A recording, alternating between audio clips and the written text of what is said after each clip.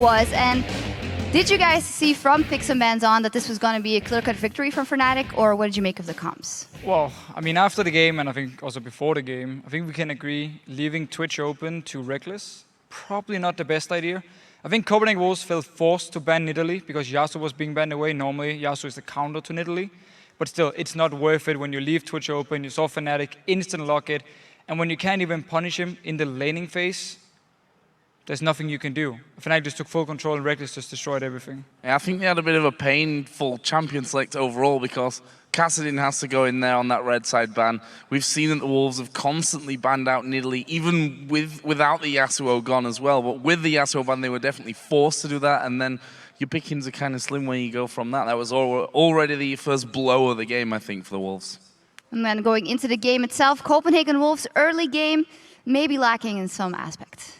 Maybe. I mean, careful. I mean, yesterday they played SK Gaming. It was the same story. They lost early on. There was a lane swap they lost on, but still they lost the early game. Pretty much every single lane fell behind, and then it got destroyed in, I believe, 27 minutes or something. Fnatic here also just completely destroying Copenhagen Wolves. There's clearly some issues when it comes to the laning phase, and also when it comes to the matchups between the champions they play.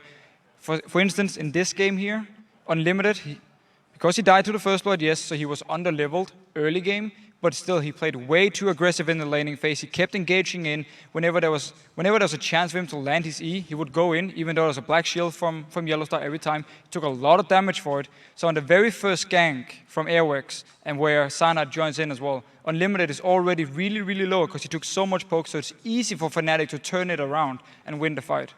I think it's really scary, actually, from the Copenhagen Wolves side. If we look at the game that they won, they were actually behind from the laning phase in that one as well. In fact, there's only been one game where they were ahead in the laning phase. That was against Alliance, which, of course, Alliance hung on to and kind of slipped back into that one. And the fact is that if you are losing constantly early game, some teams might let that slip away. But we've already seen against two of the stronger teams here, SK and Fnatic, that they just walk straight over them in less than 30 minutes. So that is actually something we've seen in the spring split as well. They would let those games go late game. So maybe a little bit of a cheeky question. How much is related to changing to players and having to build those up again? And how much may be related to the players that are still there and maybe can't level up accordingly? Well, if you look at the Copenhagen Wolves lineup from last split, it was often early game, it was built all around Amazing. He had to do the plays, he had to set up the ganks. Now, of course, they have a new jungler. He still needs to get synergy with the team. He needs to feel how it is to play on the stage, how it is to play against all these teams here on the really serious and professional level. So, of course, he's going to need some time to have the same impact as Amazing had. That's going to be a big part in the early game, because if you look at the laners, Youngbuck and Kautot were never people to just win the lane by themselves.